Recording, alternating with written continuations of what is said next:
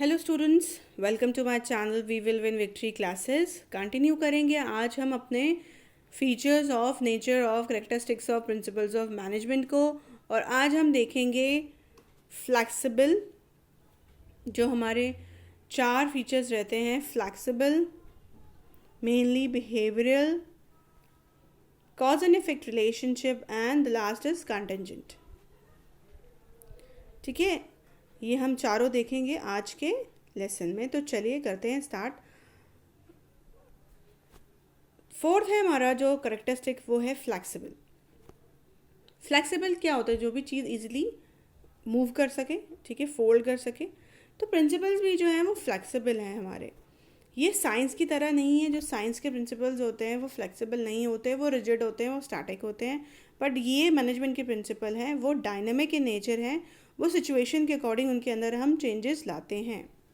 Okay, the principle of management are not rigid prescriptions which have to be followed absolutely. They are flexible and can be modified by the manager when the situation so demands. जो मैंने आपको बताया वही यहाँ बात की कि principles of management rigid नहीं है। सिचुएशन के अकॉर्डिंग मैनेजर्स उसके अंदर चेंजेस लाते हैं। They give the manager enough discretion to do so. For example, a degree of concentration of authority or its dispersal. So concentration of authority means centralization, and dispersal means decentralization. Will depend upon the situation and circumstances of each enterprises. Moreover, individual principles are like different tools serving different purpose. The manager has to decide which tool to use under the circumstances. So these are flexible in nature. जो भी जैसे भी situation organisation में आती है उस तरह हम इसको यूज़ करते हैं। इसके अंदर चेंजेस भी ला सकते हैं, ठीक है, क्योंकि ये हमें एक गाइडलाइंस दे रहे हैं, पर ऐसा नहीं है कि इनको इसी तरह ही यूज़ करना है। मैनेजर्स अपनी सिचुएशन के अकॉर्डिंग, नीड के अकॉर्डिंग उसके अंदर चेंजेस ला के उसको यूज़ कर सकता है। ठीक है, जैसे यहाँ पर सेंट्रलाइजेशन और डिसेंट्रलाइजेशन की बात की गई है। सेंट्रलाइजेशन कहता है कि अथॉरिटी फ्यू हैंड्स के हाथ में रहनी चाहिए, और डिसेंट्रलाइजेशन कहता है कि अथॉरिटी को बांट दो ज़्यादा लोगों में। तो डिपेंड करता है, अगर काम बढ़ेगा तो डिसेंट्रलाइजेशन करना पड़ेगा, ठीक है, और अगर कम काम है या छोटी ऑर्गेनाइजेशन है तो वहाँ पर सेंट्रलाइजेशन रहता है।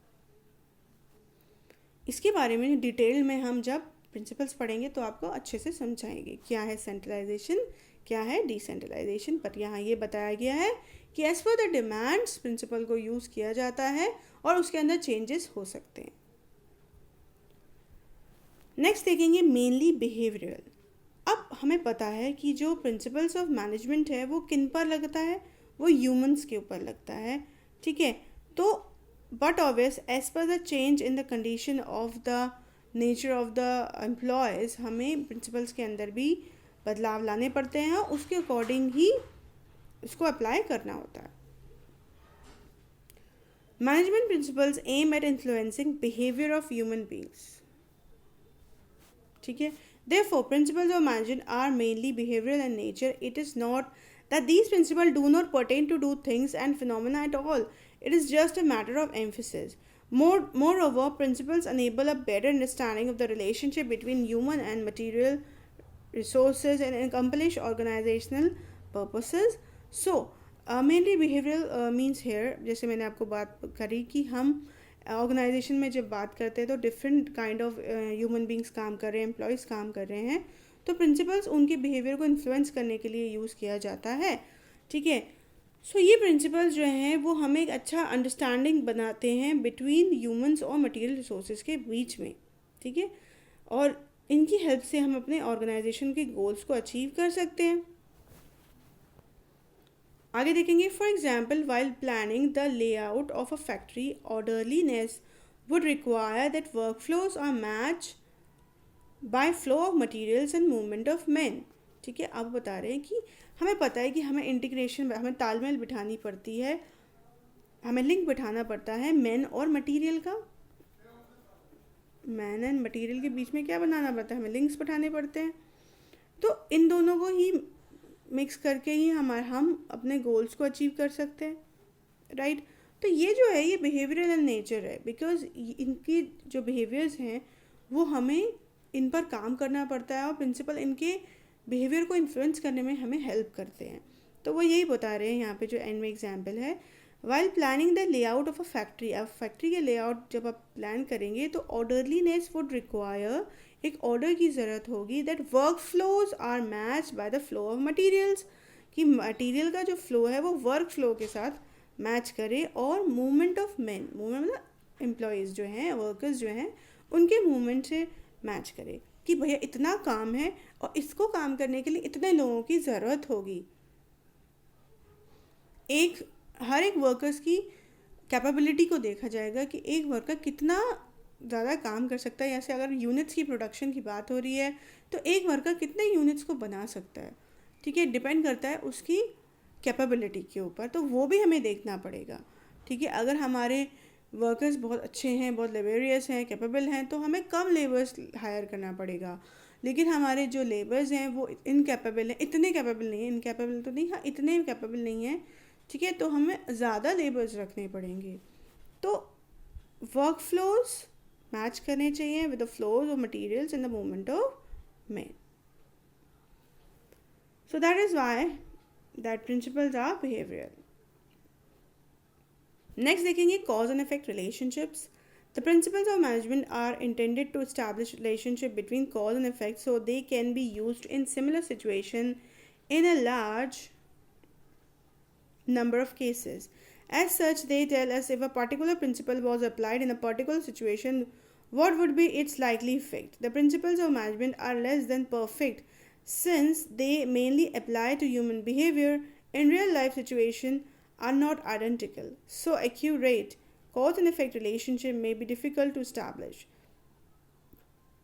However, principles of management assist managers in establishing these relationships to some extent, and they are therefore useful.